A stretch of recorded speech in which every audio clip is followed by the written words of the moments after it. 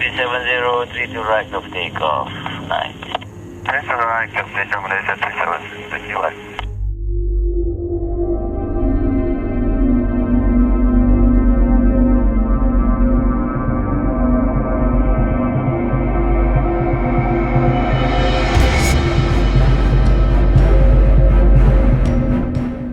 At Kuala Lumpur International Airport, a Boeing 777 is preparing for departure.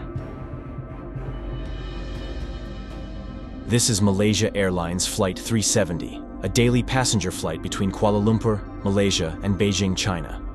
On board are Captain Zaharieh Ahmad Shah, First Officer Fariq Abdul Hamid, 10 cabin crew members, and 227 passengers. At 42 minutes past midnight, Flight 370 is given clearance to depart. 370, to right of takeoff. Nice. Thanks for the right, Malaysia, Malaysia 37, thank you.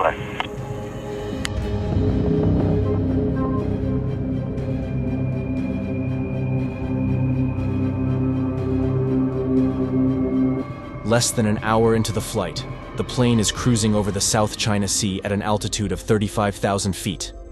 The night sky is clear, and the weather is calm. Everything seems normal as the flight maintains routine communication with air traffic control.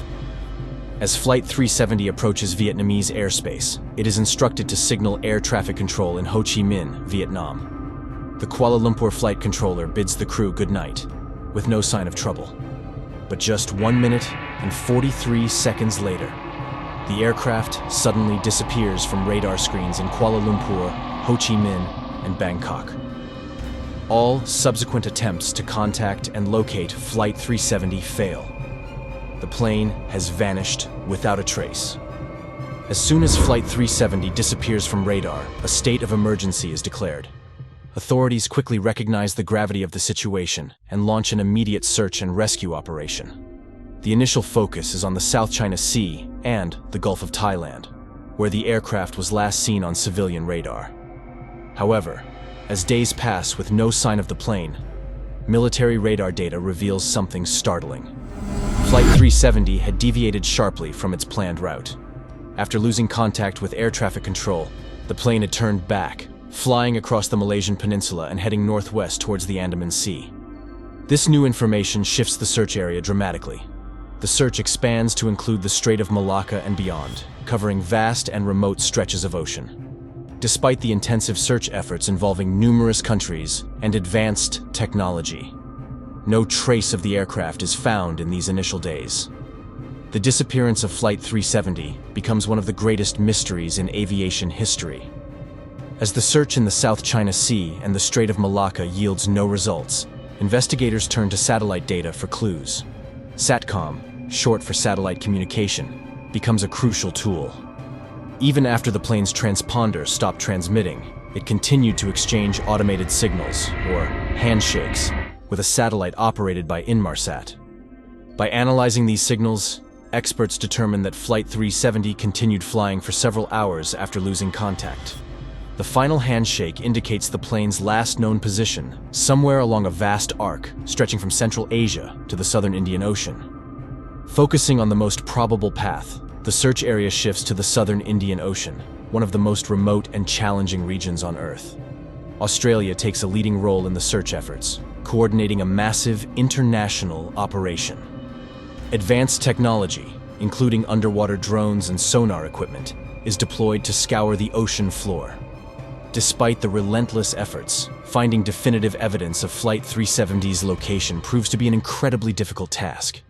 A breakthrough comes in July 2015, more than a year after Flight 370 vanished. A piece of debris, a flaperon from a Boeing 777, is discovered on the shores of Réunion Island in the Indian Ocean. This discovery provides the first tangible evidence that Flight 370 ended in the southern Indian Ocean. In the following months, more debris linked to the aircraft washes up on various shores around the Indian Ocean, further supporting this conclusion. Despite these findings, the primary wreckage remains elusive. The underwater search is fraught with challenges.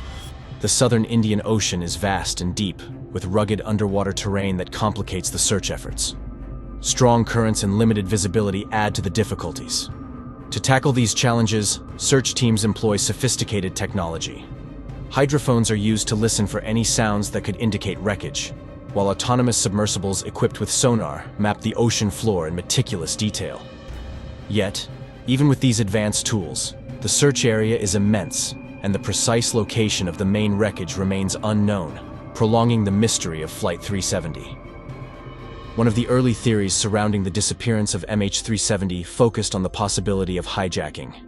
Investigators scrutinized the backgrounds of all passengers and crew members, searching for any potential motives or connections to extremist groups. Despite extensive investigations, no concrete evidence supporting this theory has been found. Another line of inquiry pointed towards technical failures. Specifically, concerns were raised about the Boeing 777's lithium-ion batteries, which had been involved in previous incidents of overheating and fire. Additionally, attention was given to potential electrical malfunctions that could have disabled critical systems on board, leading to an unforeseen course deviation. The investigation into the pilot's actions and state of mind added another layer of complexity to the search for answers. Detailed scrutiny of the captain's flight simulator revealed simulations of flights into remote locations, including the southern Indian Ocean. While unsettling, these simulations alone did not provide definitive proof of malicious intent. Concurrently, investigators analyzed the co-pilot's phone records and behaviors leading up to the flight. Despite initial speculation, no evidence surfaced suggesting any significant deviations from normal behavior patterns. This aspect of the investigation underscored the challenge of piecing together the human element in the absence of clear motives or actions. In the aftermath of MH370's disappearance, numerous theories emerged from both the public and aviation experts alike. Some theories ventured into the realm of conspiracy, attributing the aircraft's fate to covert military operations or deliberate acts of sabotage. These theories, while captivating, often lacked substantial evidence to support their claims and were widely regarded as speculative. Alternatively, independent investigators and aviation enthusiasts proposed alternate flight path theories. These hypotheses suggested scenarios where MH370 may have continued flying for an extended period after losing contact, possibly due to an unconscious crew or a catastrophic event that incapacitated the aircraft. These theories prompted renewed interest in reviewing satellite data and conducting underwater searches in new areas, although no conclusive findings have been reported. Conclusion: the disappearance of Malaysia Airlines Flight 370 has left an indelible mark on global aviation safety protocols and emergency response procedures. It prompted a critical reevaluation of communication systems, satellite tracking capabilities, and the coordination of international search efforts. The uncertainties surrounding MH370 have spurred advancements in satellite technology and underwater search methodologies, aiming to enhance the resilience and responsiveness of air travel safety measures worldwide.